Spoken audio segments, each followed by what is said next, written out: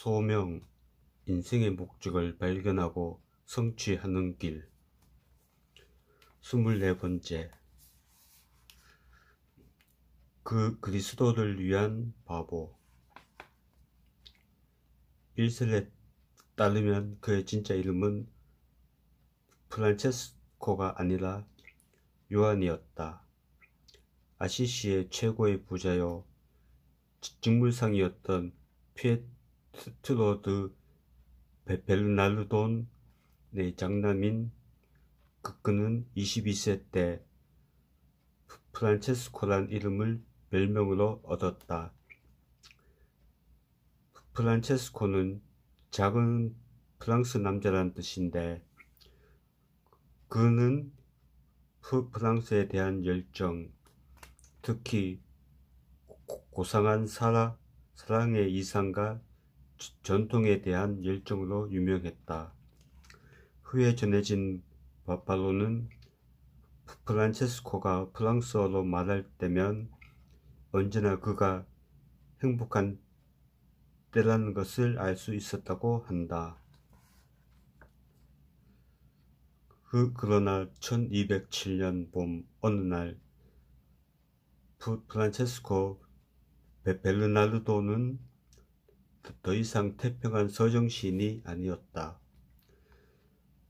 그는 홀로 말을 타고 아름다운 움부리한 시골길을 지나가면서 매력적이고도 도전적인 공상에 깊이 잠겨 있었다. 아침 일찍 그는 평소대로 하나님을 불렀는데 이런 대답을 들었다. 프란체스코, 내가 내 뜻을 알고 싶다면 먼저 내가 육신으로 사랑하고 원했던 모든 것을 경멸하고 미워하는 것이 내 의무다. 그리고 그것을 시작하면 지금 내게 달콤하고 사랑스러워 보이는 모든 것이 견딜 수 없이 쓴 것이 될 것이다. 반면에 내가 과거에 혐오하던 모든 것이 너무나 달콤하고 더 없는 기쁨으로 변할 것이다. 이 말씀을 곰곰이 생각하느라 사색에 빠져있던 그는 갑자기 정신을 차렸다. 그의 말이 깜짝 놀라 버둥거리는 바람에 깨어난 것이다. 눈을 떠보니 몇 발짝 앞에 심한 뭉둥병자가 서 있었다. 그는 당장 말을 돌려 떠나고 싶은 마음이 간절했다. 그는 문둥병을 가장 혐오해왔다. 13세기에는 이사야 53장의 한 단락에 기초해서 다른 고통을 당하는 이들에 앞서 문둥병자가 고난받는 메시아의 이미지로 비쳤다. 당시에는 문둥병자들을 돌보는 특별한 기사단,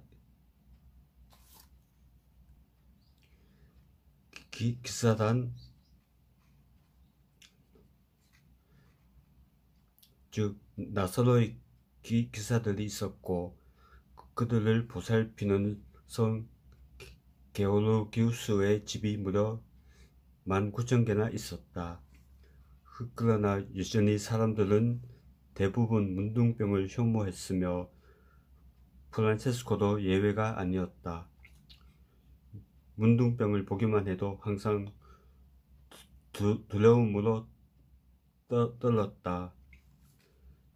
프란체스코는 누군가가 자기를 대신해서 구제금을 갖다 줄 경우에만 문둥병자에게 자선을 베풀었다.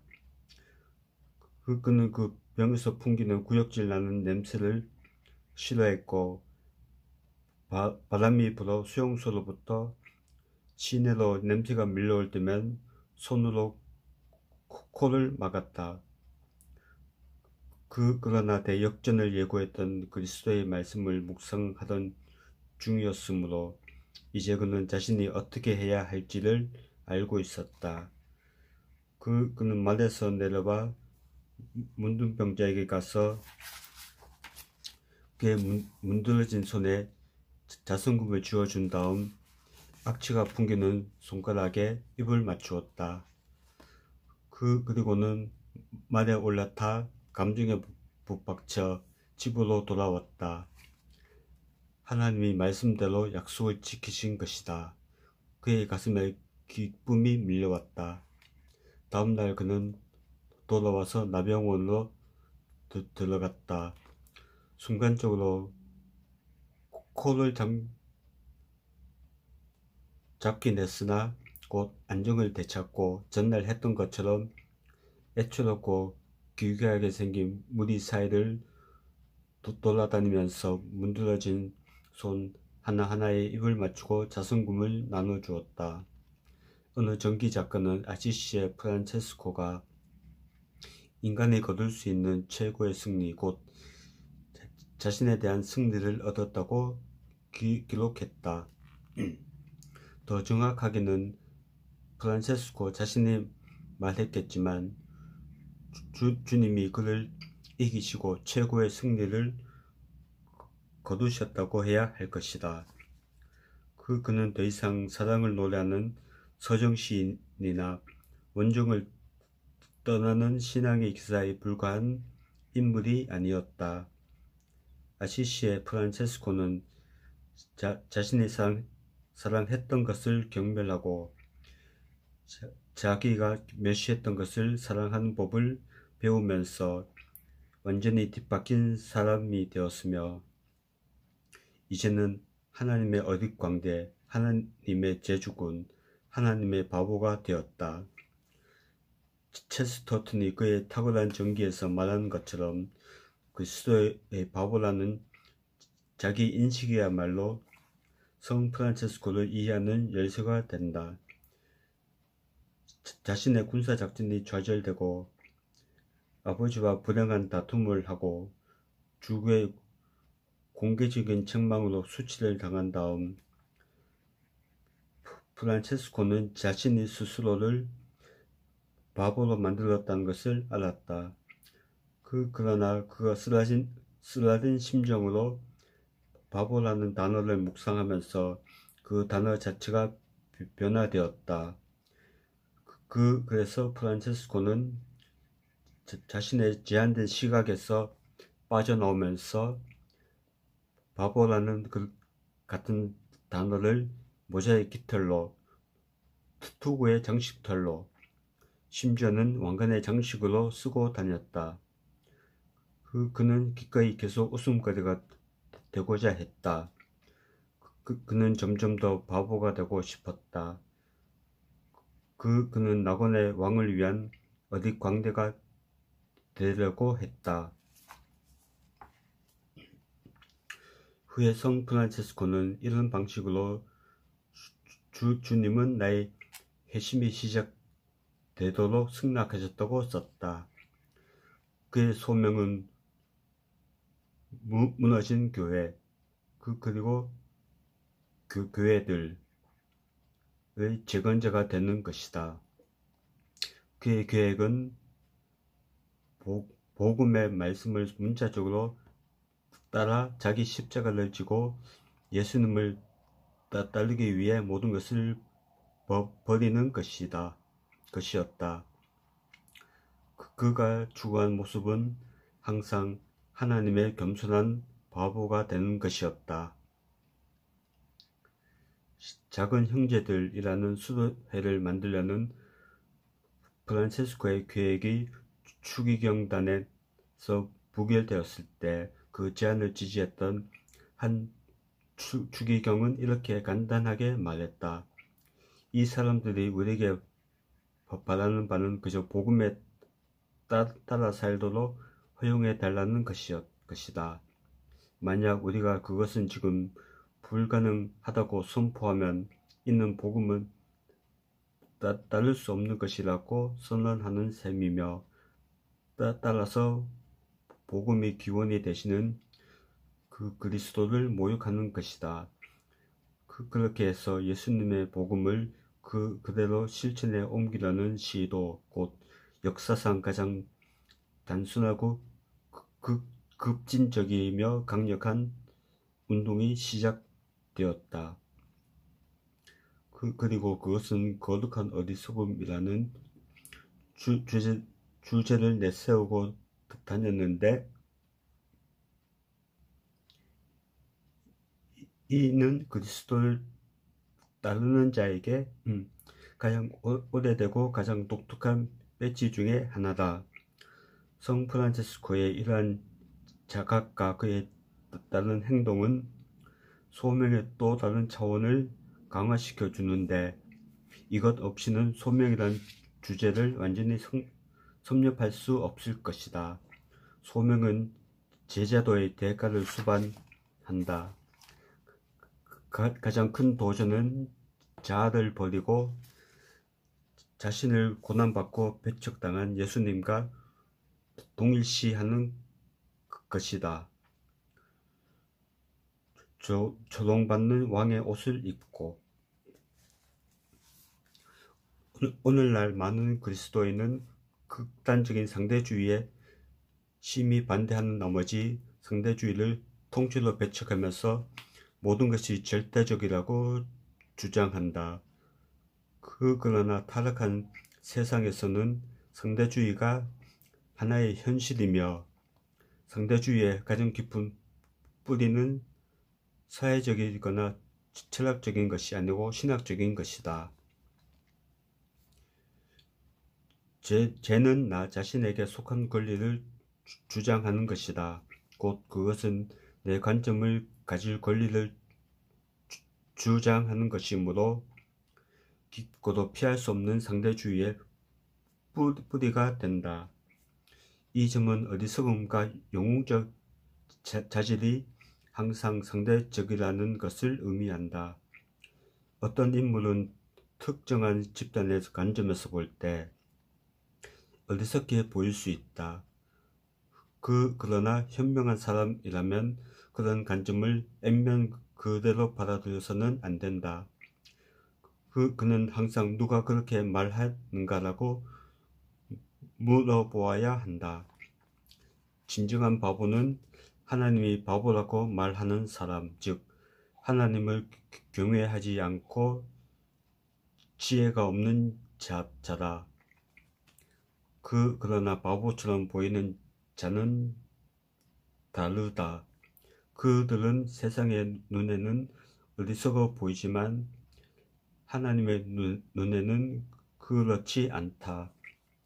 이 같은 죄의 상대성은 거룩한 어리석음이 특유의 활력을 얻게 되는 발판이다. 그리스도를 위한 바보는 실제로 문자 그대로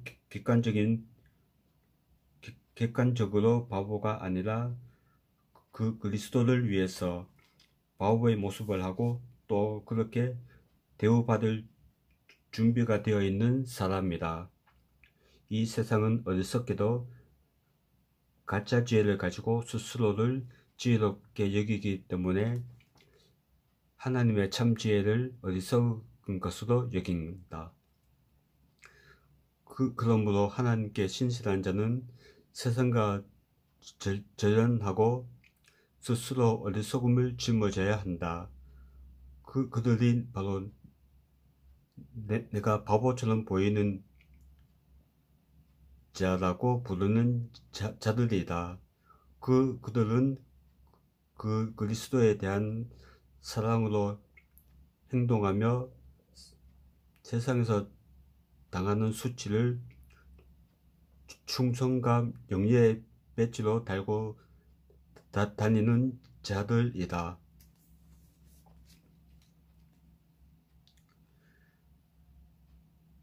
그리스도를 위한 어리석은 자라는 말은 바울이 고린도에 보낸 편지에 나오는데, 그 대목은 사도가 심오한 역설로서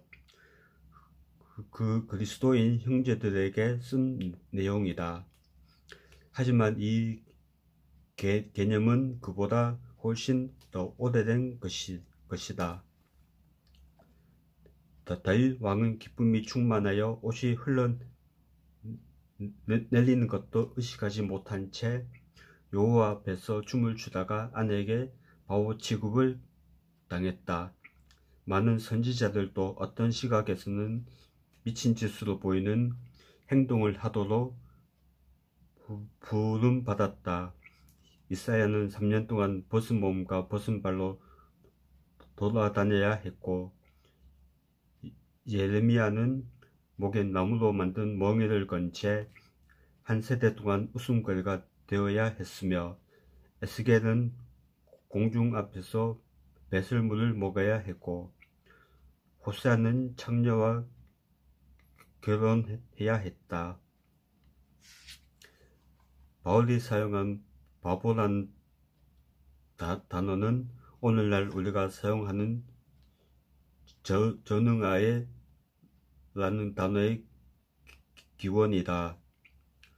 소포클레스가 안티고네의 미친 상태를 일컬었을 때 이 단어를 사용했는데 이는 심히 모욕적인 말이다.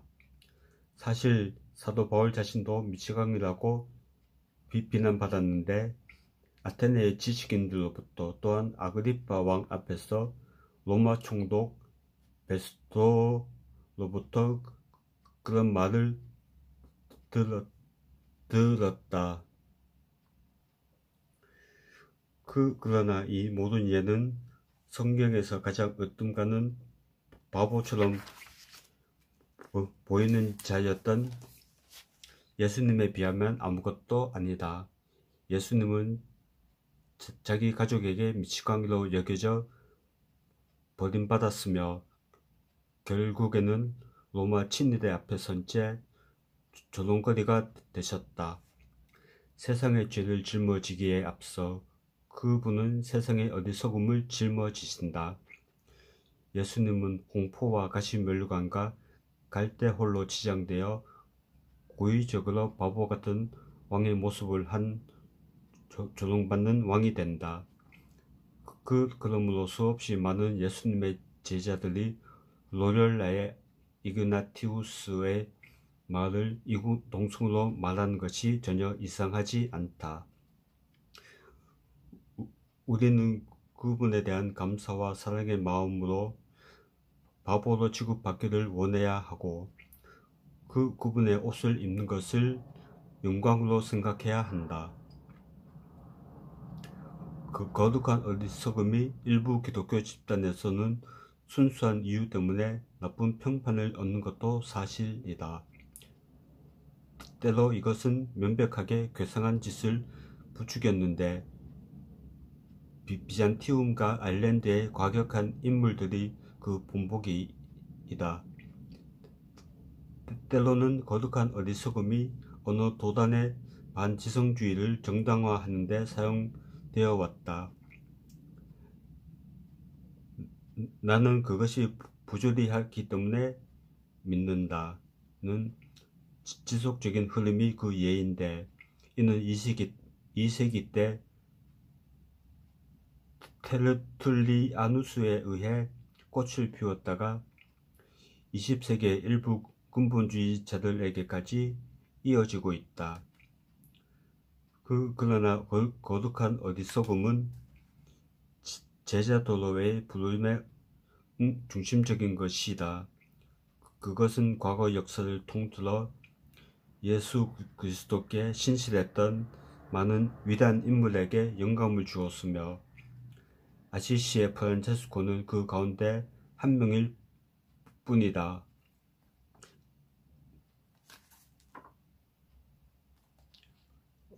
어린아이, 바보, 어릿광대, 광대, 백지, 실없는 사람 등 많은 단어가 사용되었지만 그 모두는 하나님을 섬기는 것을 즐거워하면서 동시에 미칠 준비가 되어 있는 사람들을 일컫는다. 그런데 그 하나님이야말로 스스로의 어리석음으로 마구간의 무방비 상태로 누우시고 십자가 위에서 버림받은 채 달리고자 하신 분이다. 지배하기 좋아하고 이해 타산이 빠른 이 시대의 세상적인 이상형은 항상 남을 주관하는 것이지 책 잡히는 자가 되어서는 안 된다. 한마디로 그 누구의 바보가 되어서도 안 된다. 이와 반대로 그 그리스도를 위한 바보는 이렇게 말한다. 그 자신의 세상적인 지혜로 인해 미친 상태에 빠진 세상에서 참된 지혜는 심지어 실망적으로 연약한 상태가 되더라도 하나님을 위해 미치는 것이다. 즉 모든 이의 바보가 되는 것이다.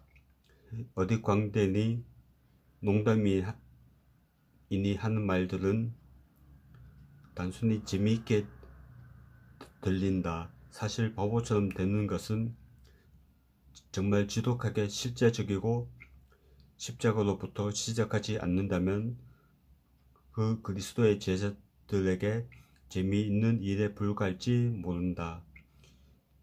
진정한 자유는 항상 경박함에 가까운데 그 경박함은 마치 은혜가 그런 것처럼 값비싼 것일 수도 값싼 것일 수도 있다. 그러므로 우리는 거룩한 어리석음이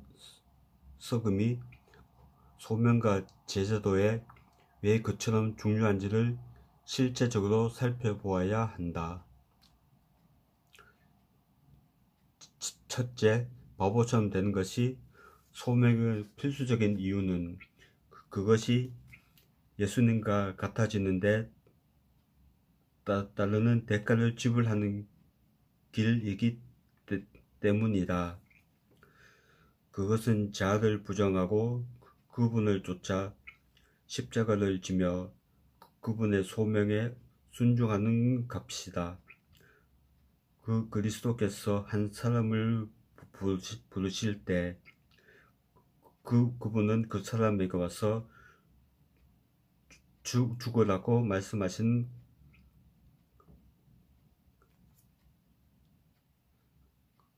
것이다. 1937년 나를 따르라. 기독교서의 역관 에서 본헤포가 쓴 이 말은 20세기의 가장 유명한 신학적인 문장일 것이다. 그는 히틀러에게 저항하는 가운데 자신의 피로 이 말에 친히 서명했다. 그러나 본헤포는 십자가는 모든 그리스도인 개개인 위에 놓여 있다고 가르치는 동시에 죽음에는 여러 종류가 있다고 가르쳤다.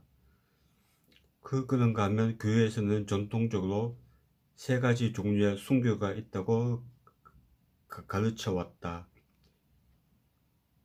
피를 흘리는 적색 순교, 금식처럼 금욕의 영적 훈련으로 이루어지는 녹색 순교, 하나님의 사랑 때문에 모든 것을 버리는 백색 순교가 그것이다.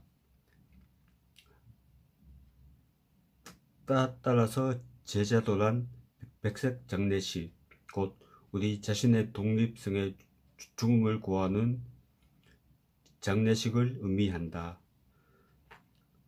그러나 오해해서는 안 된다. 어떤 근사한 용어를 사용하든지 간에 고난을 선택하는 것은 결코 정상적인 모습이 아니라는 엄연한 사실을 은폐해서는 안 된다. 인간은 고난을 피하는 존재이고 죽음에 대해 생각하지 않으려 한다. 선택권이 주어진다면 우리는 더 좋은 날씨를 선호한다. 우리는 아스피린을 먹는다. 우리는 푹신한 방석을 좋아한다. 우리는 추운 데서 실내로 들어온다. 우리는 캄캄한 골짜기로 다니지 않는다. 우리는 브레이크 없는 차는 운전하지 않는다. 마조히스트가 아닌 한 고통을 선택하는 자는 누구든지 우리 눈에 이상하게 보일 것이다. 그러나 복음서들은 제자도의 대가에 대해 너무나 분명하게 말하며, 또한 예수님이 제자들을 부르신 것은 그분의 아버지가 그를 부르신 것을 반영하고 있다. 예수님은 메시아로 부름받은 것이 곧 그가 고난을 당하고 외견사 모순된 존재, 즉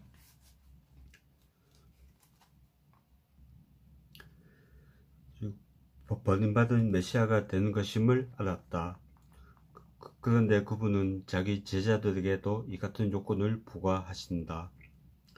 예수님이 반드시 고난을 당하고 버림받아야만 메시아 그리스도이신 것처럼 예수님의 제자 역시 그 대가를 지불할 준비가 되어 있을 때만 예수님의 부르심에 순종하는 것이다. 여기에 예수님의 복음에 담긴 가장 전폭적인 특성이 있다. 복음은 혁명적일 뿐 아니라 다른 모든 혁명 및 혁명가와 비교할 때 혁명적이 되는 혁명적인 방법이다. 예수님은 악이 자신에게 최악의 해를 입히도록 허용함으로써 악과 싸우고 악을 무찌르셨다. 그러고 나서 너무나 놀랍게도 그분은 우리도 똑같이 하라고 부르신다. 자기 생명을 구하려는 자는 잃을 것이고 자기 생명을 잃는 자는 구할 것이다.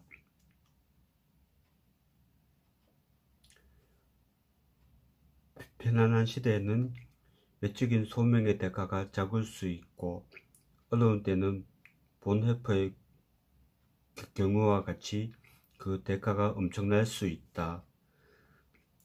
그리스도를 따르는 모든 자는 그리스도를 위한 바보가 되라는 부름을 받았지만 어떤 이들은 다른 이들보다 더 어리석어지라는 요청을 받았다. 하지만 어떤 경우든지 내적인 대가는 항상 동일하다. 즉 자아를 죽이는 것이다. 루이스는 천국과 지옥의 이혼, 홍성사 역관에서 이렇게 썼다. 결국에는 두 종류의 사람이 있을 뿐이다. 즉 하나님께 당신의 뜻이 이루어지다 라고 말하는 사람과 마지막에 하나님이 마주 보시며 그대의 뜻이 이루어질지어다 라고 말할 사람들이다. 그것이 천국과 지옥의 차이다. 예수님의 부르심은 거절이나 경쟁자를 허락하지 않는다. 그것은 우리에게 그분과 경쟁 관계에 있는 모든 유의 충성과 그분의 주되심에 상실되는 모든 행습을 버리라고 요구한다. 항상 그렇듯이 그 부르심이 전부다. 또한 항상 그렇듯이 아무런 선택도 하지 않기로 선택하는 것도 하나의 선택이라는 점이 분명히 나타나 있다. 만약 누구든지 나를 따라오려거든 예수님은 제자들이 이미 그분을 따르고 있었음에도 불구하고 이렇게 말씀하신다. 다시 한번 그분은 그들이 자유로이 그분을 선택하거나 배척하도록 허용하신 것이다. 본헤퍼는 이를 암시적으로 해석한다. 제자는 자기 자신을 향해서 베드로가 그리스도를 부인할 때 했던 말을 해야 한다. 나는 이 사람을 알지 못하노라. 본헤퍼는 자신이 무엇을 선택하고 있는지를 잘 알고 있었다. 제2차 세계대전이 발발했을 때 그는 미국에서 강의를 하고 있었다. 사방에서 친구들이 그에게 미국에 머물도록 강권했으나 그의 충성심은 분명했다. 그는 고국으로 돌아가서 독일보다 그리스도를 더 우선적으로 섬겨야 했다.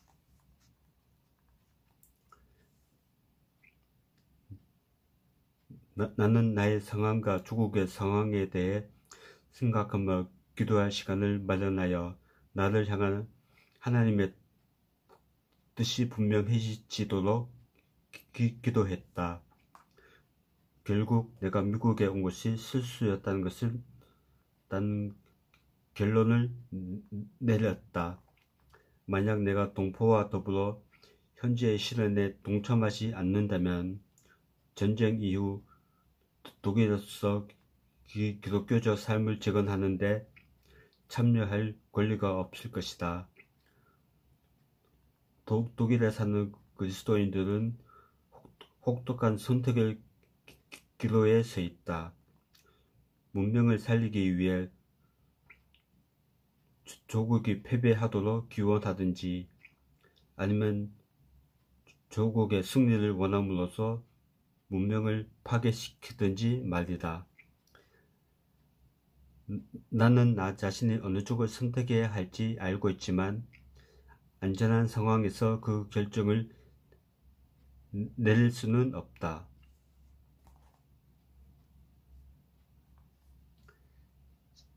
자기 자신을 버리는 것은 우스운 짓이고 자기 이익을 포기하는 것은 어리석은 짓이며 자기 보호를 포기하는 것은 부조리한 행위다. 그러나 이것이 바로 제자들이 십자가에서 죽은 신인이신 조롱받는 메시아의 제복을 입기 위해서 선택하는 명백한 어리석음이다. 그러나 이 어리석음은 기쁨도 없이 찡그린 얼굴을 한 금욕주의의 산물이 아니다. 역사적으로 기쁨이 충만한 얼굴로 죽어간 사람, 고난받으면서도 마음으로는 찬송하며 살다간 사람들에 관한 수많은 이야기가 우리를 감동시킨다. 우리의 고난은 그분의 고난에 비하면 아무것도 아니며 그분의 고난은 모두 우리를 위한 것이었기 때문이다. 12세기의 클레르보의 버나드는 우리는 어디 광대나 고개사와 같다고 썼다. 그는 당시에 멸시받던 표현과 성직자에게 금지되었던 직업을 일부러 사용해 말했다. 하지만 극단적인 시토 수도의 헌신은 그저 타락을 부각시키고 미지근한 상태에 있는 신분 높은 사람들을 일깨우는데 충격요법에 불과한 것이 아니었다. 그것은 무엇보다도 십자가에 대한 반응이었다.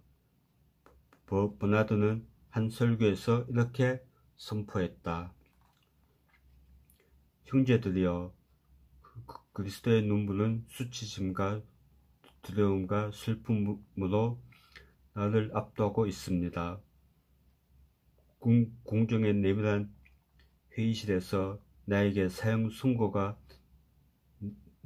내려지는 동안 나는 문 밖의 길에서 놀고 있었습니다. 그런데 왕의 독생자가 이 소식을 들었습니다. 그 아들이 무엇을 했습니까?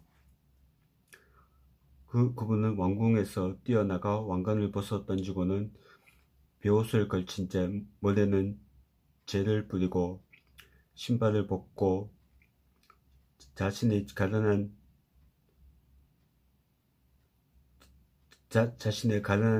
종이 죽도록 정죄받았다는 소식에 눈물을 흘리며 애통해 했습니다. 나는 뜻밖에도 이 슬픈 처지에서 그분을 만났습니다. 나는 그분에게 일어난 비참한 변화에 깜짝 놀라서 그 까닭을 묻습니다. 그분은 나에게 모든 이야기를 들려줍니다. 이제 나는 어떻게 해야 합니까? 계속 놀면서 그분의 눈물을 조롱거리로 만들어야 하겠습니까? 만약 내가 그분을 쫓아 그분의 눈물에 나의 눈물을 합하지 않는다면 나는 분명히 미친 자요 이성을 잃은 자일 것입니다.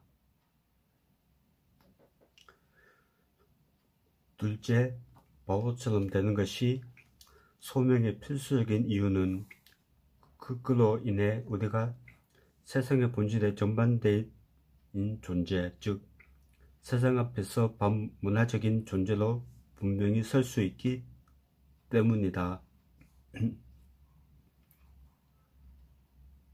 교회는 세상을 긍정하는 입장과 세상을 부정하는 입장 사이에서 필요한 긴장을 늘 견지해왔다. 현대세계는 그 이상한 힘으로 인해 전자 쪽으로 상당히 치우쳐 버렸다. 오늘날 세상을 부정하는 그리스도인들은 무척 드물다. 세상으로부터 물러서 있을 만한 사막도 드물고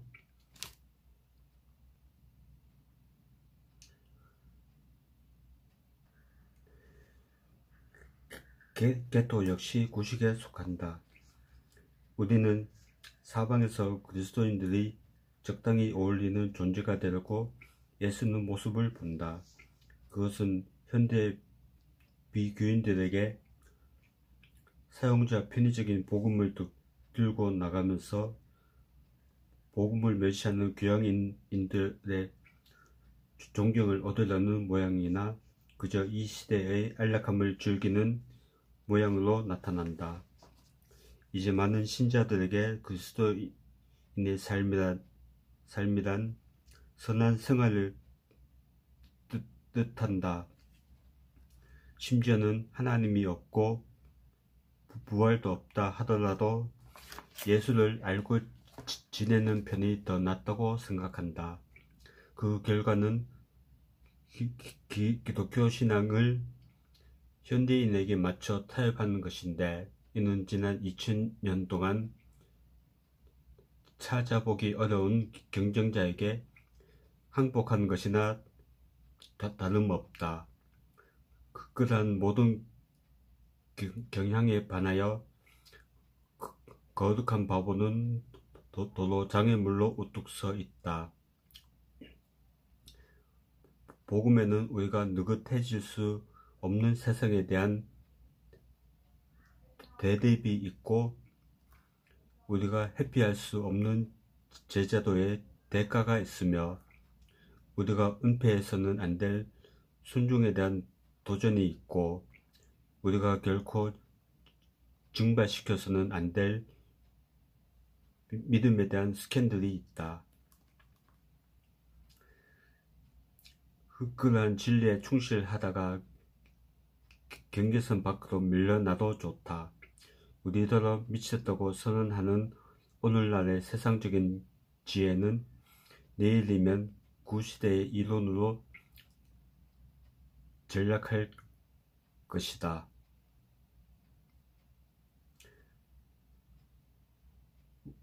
우리의 어리석음이 진정한 복음이고 얼간의 망상이 아닌 이상 우리는 무식하거나 어리석게 어리석은 자가 아니라 오히려 그리스도의 학교의 겸손한 학생일 것이다. 신학자 헬무트 틸리케가 돈키호테에 관해 썼듯이 바보는 항상 옳다. 오직 바보만이 이 세상에서 옳다. 예수님을 따르는 자에게는 합리성, 정상, 온전한 정신 상태의 기준을 결정하는 이는 예수님이지 교수도 학자도 여러 세상 사람들에게 우리는 구제불능이고 우리의 생각은 미친 것일지 모른다. 그러나 현대세계의 광적인 모습과 아이러니를 깊이 숙고하는 사람에게는 우리가 세상과 다르기 때문에 바보로 취급받는 것이 위로가 되고, 우리가 세상에 순응하기 때문에 세상이 우리를 더 심한 바보로 여기지 않는 것이 불편하게 느껴진다. 거룩한 어리석음은 반문화적인 입장이다. 우리는 예수님과의 관계에서는 사랑의 바보들이고 세상 권력과의 관계에서는 과격한 반란민이다. 키에르케고르는 19세기에 덴마크 교회가 온통 세속화된 것을 목도하고는 일기에 이렇게 썼다. 어떤 남자가 치통을 앓을 때 세상은 그를 가련한 사람이라고 말한다. 한 남자의 아내가 외도를 했을 때 세상은 그를 가련한 사람이라고 말한다. 한 남자가 재정적인 공공에 빠졌을 때 세상은 그를 가련한 사람이라고 말한다. 한 남자가 비천한 종의 모습으로 이 세상에서 고난을 당함으로써 하나님을 기쁘게 했을 때 세상은 그를 가련한 사람이라고 말한다. 한 사도가 하나님의 위임을 받아 진리를 위해 고난받는 영예를 갖게 될 때 세상은 그를 가련한 사람이라고 말한다. 가련한 세상이여. 셋째, 바보처럼 되는 것이 소명의 필수적인 이유는 그것이 손해에 반응하는 그리스도의 방식이기 때문이다. 복음서에서 손해에 대하여 새로운 방식으로 반응하라는 예수님의 요구보다 더 혁명적인 것은 없다. 그러나 너희 듣는 자에게 내가 이르노니 너희 원수를 사랑하며 너희를 미워하는 자를 선대하며 너희를 저주하는 자를 위하여 축복하며 너희를 모욕하는 자를 위하여 기도하라. 누가복음 6장 27에서 28절. 이와 마찬가지로 현대 교회에 속한 그리스도인들 그리고 지도자들이 공적인 삶에서 원한의 정치를 일삼고 추종자들을 핍박받는 작은 소수로 기만한 것보다 더 반기독교적인 것은 없다. 가스파르 드 콜리나는 프랑스 해군의 대장이자 위그노파 지도자였는데 1572년 그의 개신교 신앙 때문에 살해당했다. 그는 이렇게 선언했다. 만약 하나님의 영광과 공공의 안녕이 보장된다면 내가 개인적으로 당한 손해나 화는 모두 홀가분하게 잊어버릴 것이다. 그러나 오늘날 상당수의 서구 교회는 공적인 영향력을 추구한 나머지 손해에 대한 그리스도의 반응을 저버렸고 부끄러움 없이 현대의 세속적인 전략 곧 비난으로 대갚거나 피해자인 양 행사하는 전략을 발전시켰다.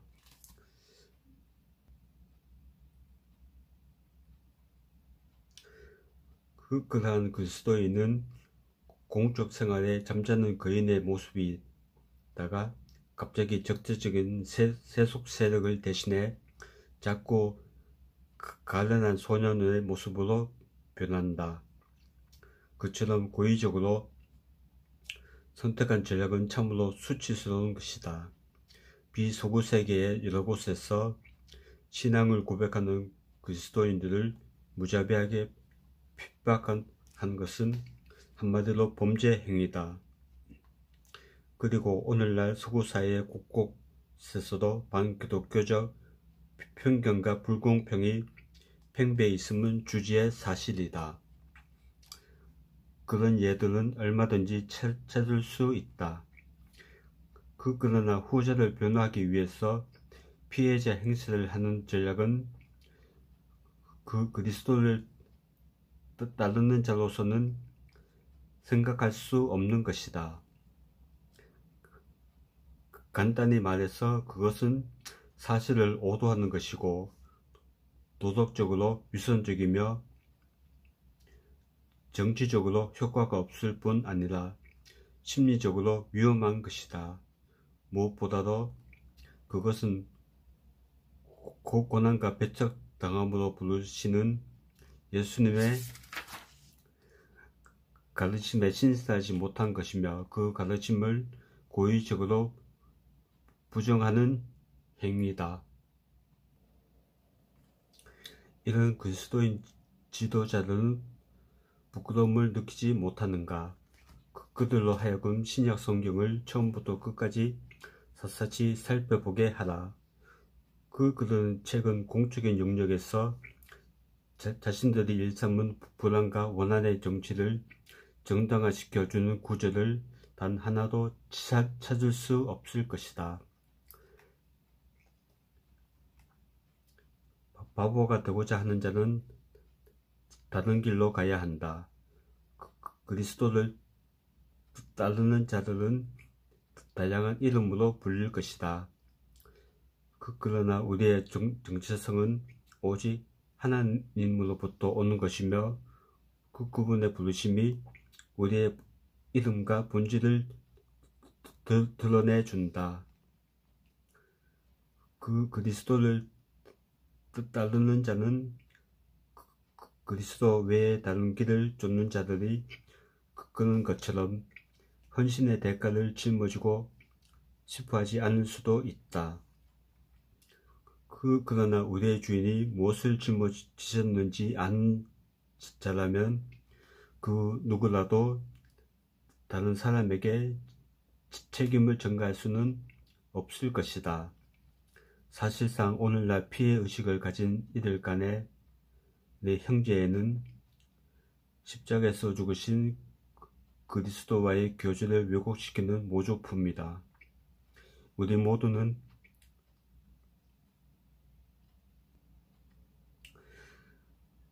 그리스도를 따르는 자로서 때때로 상처의 아픔과 모욕의 고통 앞에서 주춤할 수 있으나 그 대가는 소명의 계약과 십자가의 길 속에 들어있다. 거룩한 어리석음이나 바보처럼 된 것과 같은 주제는 풍부한 함의를 갖고 있다. 그것은 기독교를 증거하는 데 굉장한 잠재력을 갖고 있다. 또한 교회의 새로운 개혁 가능성을 제시한다. 그것은 심지어 복음주의 전통이 그리스도의 교회의 중심을 차지함을 입증한다.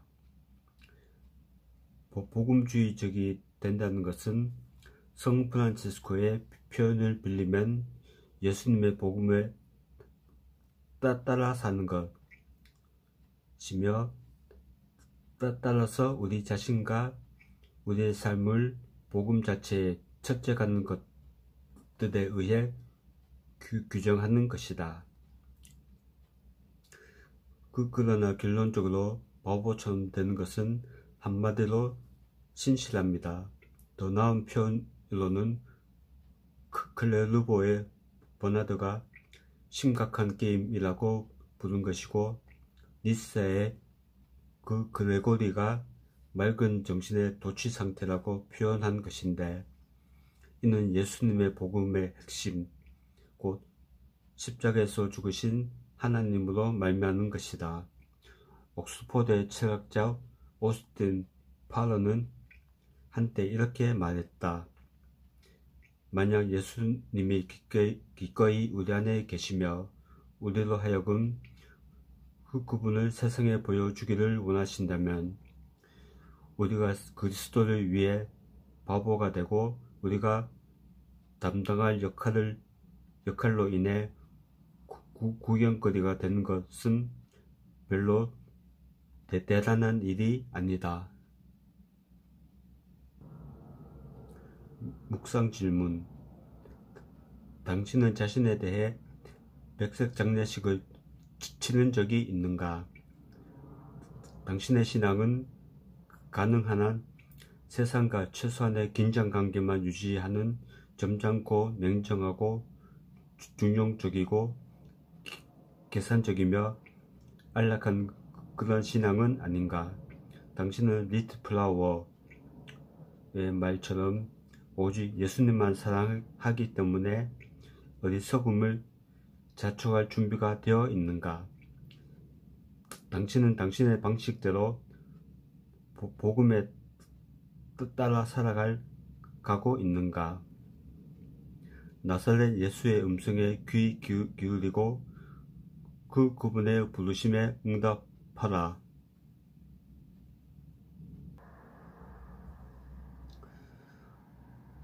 토론 문제 제24장 그리스도를 위한 바보. 첫째, 프란체스코의 삶을 변화시키고 그의 소명을 형성한 갑작스런 그답지 않은 행동은 무엇이었는가? 둘째, 그 그리스도를 위한 바보가 된 것의 핵심에는 무엇이 있는가? 셋째, 그 그리스도께서 한 사람을 부르실 때 그분은 그 사람에게 와서 죽으라고 말씀하시는 것이다 라는 디틀리 본헤프의 말은 무엇을 의미하는가? 그가 말하는 죽음이란 어떤 것인가? 넷째, 거룩한 어리석음이 예수님의 부르심에서 피할 수 없는 핵심인 것은 왜 그런가? 다섯째, 교회에 다니지 않는 사람들과도 적당히 어울리는 사람이 되고자 하는 욕심과 같은 오늘날의 몇몇 풍조들이 세상 문화에 대한 항복일 수 있다는 저자의 의견을 어떻게 생각하는가? 여섯째, 바보처럼 보이는 자로서 우리는 손해 그리고 또는 모욕에 대해 어떻게 반응하는가? 이것이 그렇게 극단적인 이유는 무엇인가? 일곱 번째, 그 그리스도를 위한 바보가 된다는 것은 당신에게 개인적으로 어떤 의미인가? 성경 읽기. 고린도전서 1장 18절에서 25절을 읽으라. 십자가의 메시지는 세상의 지혜를 어떻게 전복시키는가?